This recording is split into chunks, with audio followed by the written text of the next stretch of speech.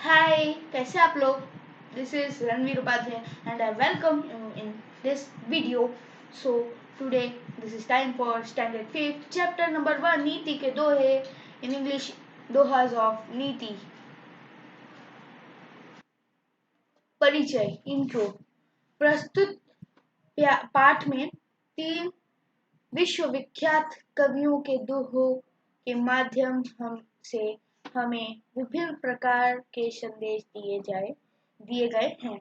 इस चैप्टर में जो बहुत उस टाइम के पुराने जमाने के बहुत बड़े जो लोग थे, बहुत बड़े जिनको पूरा वर्ल्ड जानता था, जो कवियों को, वो लोगों के जो बहुत फेमस दोहे थे, जो कि हमको बहुत अच्छी अच्छी बातें सिखाती हैं, वो हमें बताया गया है.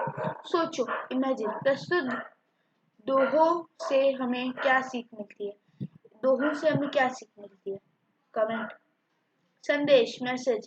हमें जीवन में सदैव नैतिकता को अपनाना चाहिए. हमें अपने लाइफ में हमेशा नैतिकता को अपनाना चाहिए. कबीर दास जी के दोहे. हमारा पहला है कबीर दास जी. बहुत लोग उनको जानते हैं और बहुत लोग उनके बनाए हुए भजन को गाते भी हैं. पहला दोहा है इनका. गुरु गोविंद दोऊ खड़े, काके लागू पाए, बलिहारी गुरु आपने गोविंद दियो बताए.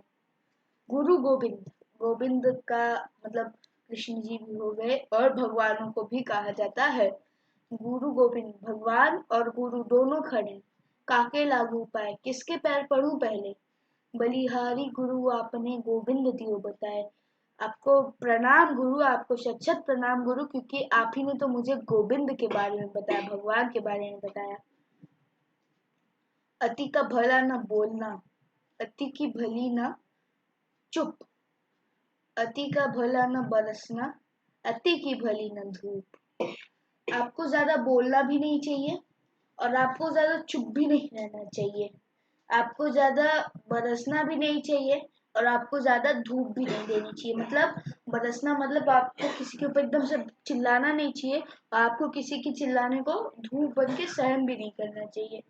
दुख में सुमिरन सब करे, सुख में करे न कोई. जो सुख में सुमिरन करे तो दुख काते होए. मेरी आवाज निकल आई.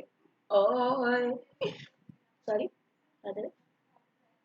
जो दुख में सब सुमिरन करते, मतलब भगवान को दुख में सब याद करते हैं, सुख में कोई नहीं याद करता. सुख में जो सुमिरन अगर कर ले तो उसको दुख कैसे होगा. जैसे अगर आपके एग्जाम आ रहे हैं, हाँ, आप लोग एकदम जब एग्जाम आने वाला होता है, एकदम पीक पे आ जाता है एग्जाम, तब आप लोग पढ़ाई स्टार्ट करते हो. पर अगर आप पढ़ाई पहले से ही स्टार्ट कर दो तो आपको एग्जाम का टेंशन ही नहीं होगा. वही बताया गया है कि दुख में सब याद करते हैं, दुख में सब भगवान को याद करते हैं, पर सुख में कोई नहीं याद करता. जो सुख में याद करेगा उसको दुख कहाँ से होगा. माखी गुड़ में गड़ रही, पंख रही लिपटाए, हाथ मलय और सर धुने, लालच बुरी बलाए. माखी गुड़ में गड़ी जा रही है, उसके पंख लिपटे जा रहे गुड़ के अंदर, उसके हाथ, उसके पैर वगैरह सब गड़े जा रहे हैं, फिर भी वो बाहर नहीं आ रही है. उसके पंख बचे हैं वो, पर वो अंदर लिपटते ही जा रहे हैं, पर वो बाहर नहीं आ रही है लालच के मारे. पर उसके बाद वो अपना सर पीटे, अपना हाथ मले, जो भी करे, लालच तो बुरी बला है. उसके बाद तो माखी अंदर ही गिर जाएगी ना. पावस देखी रहीमन, कोयल साधे मौन, अब दादुर व्यक्ता भये, हमको पूछत कौन.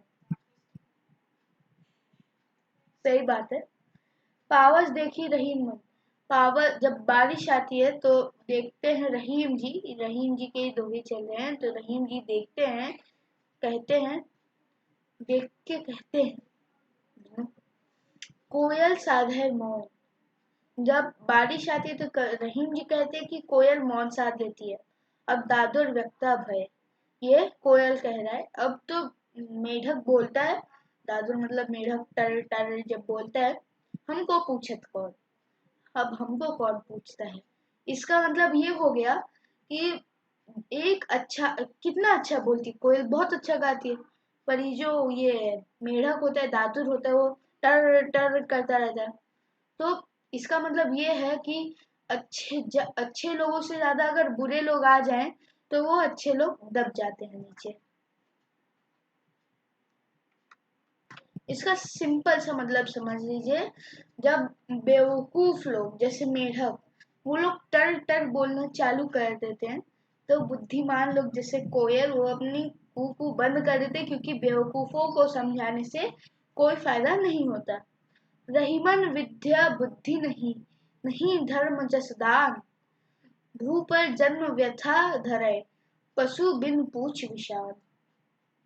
रहीम जी कहते हैं कि जिसके पास विद्या नहीं है, बुद्धि नहीं है, जिसके पास धर्म नहीं है, जिसके पास यश नहीं है, जिसके पास दान करने की प्रवृत्ति नहीं है, वो एक मतलब उसका जन्म, उसका बर्थ वेस्ट हो गया है पूरा। धरती पर उसका बर्थ वेस्ट है। वो जैसे कि एक एक ऐसा जानवर बन गया है जिसकी ना पूंछ है, ना ही कोई सिंग। अच्छा हुआ हम लोग नहीं आते, हमारे क्लास में यश पढ़ता है।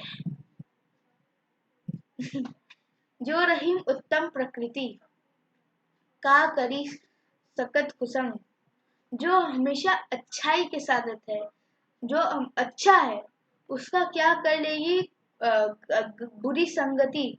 चंदन विष व्यापत नहीं, लिपटे रहे भुजंग। चंदन, जो चंदन की लकड़ी होती है, हमारा चंदन ने, वो कभी विष नहीं लेता अपने अंदर, जहर नहीं लेता चंदन का पेड़, चाहे उसके ऊपर कितने भी भुजंग यानी कि सांप लिपटे रहे। ये एक बार आप लोग पूरा सुन लीजिए। जो रहीम उत्तम प्रकृति का करी सकत कुसंग, चंदन विष व्यापत नहीं, लिपटे रहे भुजंग। मतलब ये हो गया इसका।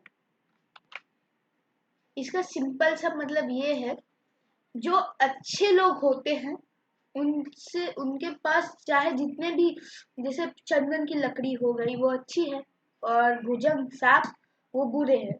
हाँ, तो अच्छे लोग चाहे जैसे जो अच्छे लोग होते हैं उनके साइड में, उनके पास चाहे कितने भी बुरे लोग रहते हो, उनकी बुराई उनके अंदर नहीं जाती। वृंद के दोहे, कारज धीरे होते जो काम होता है वो धीरे ही होता है। काहे होत अधीर, आप जल्दबाजी क्यों कर रहे हो मनुष्य, इंसान, आप इतना वो क्यों कर रहे हो, जल्दबाजी, इतना एक्साइटेड क्यों हो रहे हो।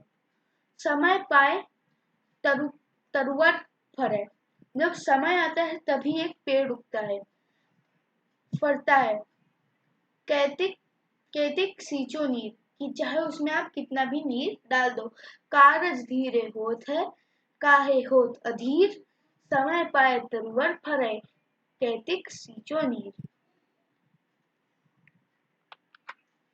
समय चाहे जितना भी मतलब आप, जो काम होता है वो अपने टाइम से ही होता है। आप चाहे, आप इतना एक्साइटेड क्यों होते हो, जब समय आता है, जब टाइम आता है तभी पेड़ भी उगता है। चाहे आप, पेड़ फलता है, पेड़ बड़ा होता है, पेड़ पे फल लगता है, चाहे आप उसमें कितना भी नीर यानी कि पानी डाल दीजिए। करत करत अभ्यास के जड़मति हो सुजान, रसरी आवत जाते सील पर परत निशान। करत करत अभ्यास के जड़मति हो सुधार, आप पढ़ाई करते रहिए। तो पढ़ाई करते करते जो मूर्ख व्यक्ति होता है, जो जिसको पढ़ने नहीं आता है, जो पढ़ता नहीं है सही से, वो भी सुजान बन जाता है। सुजान यानी कि बुद्धिमान बन जाता है, मूर्ख से बुद्धिमान बन जाता है। रसरी आवत जात ते सील पर पड़े परत निशान, जब रस्सी आती जाती है, रस्सी, तब पत्थर पे भी निशान पड़ जाते हैं। करे बुराई सुख चहे, कैसे पावे कोई, बोवे पेड़ बबूल का, तो आम कहाते होए। आप बुराई करके आपको सुख चाहिए, आपको कैसे मिलेगा। आप बोवे पेड़ बबूल का, तो आम कहाते होए। आप अगर पेड़ ही बबूल का लगाओगे तो आम खाने की इच्छा कैसे रख सकोगे? आपको आम कैसे मिलेगा? बबूल मतलब कांटा वाला होता है। तो अगर आप किसी का अच्छा करेंगे, किसी के लिए आम बोएंगे, आम मतलब अच्छा है, किसी के लिए आम करेंगे, आप आम बोएंगे तो आपको आम मिलेगा। पर अगर आप किसी का बुरा यानी कि बबूल बोएंगे तो आपको बबूल ही यानी कि कांटे ही मिलेंगे ना। So this is your MCQs यानी कि बहुवैकल्पिक प्रश्न का फर्स्ट क्वेश्चन। सही उत्तर चुनिए, tick the correct answer. So answer देखिए आ गए आंसर। अरे आंसर आ गए फ्रेंड्स। इसमें हमको 4 विकल्प दिए गए हैं अपसद, नहीं समझे? अरे अ ब स द अवसर। कबीर के समक्ष गुरु के साथ कौन खड़ा है? गोविंद। कबीर ने किन किन चीजों की अति को गलत बताया है? बोलना, चुप रहना, बरसना, धूप। कविवर रहीम ने वक्ता किसे कहा है? दादुर को। वृक्ष पर फल कब लगते हैं? उचित समय आने पर। किसी की बुराई करने वाले को क्या मिलता है? दुख। दिए गए शब्दों के वर्तमान जो आप जानते हैं रूप लिखिए। वर्तमान शब्द मतलब प्रेजेंट शब्द लिखिए जिन्हें आप जानते हैं। तो चलिए उत्तर देखते हैं। पाए, पाँव, पैर। चुप, चुप, चुप्पी। माखी, मक्खी। धर्म, धर्म। पशु, पशु, जानवर। काके, किसके, किनके। जन, जन। कारज, कार्य। रस्सी, रस्सी। आवत, आते। पावे, पाए, पाए। जस, यश।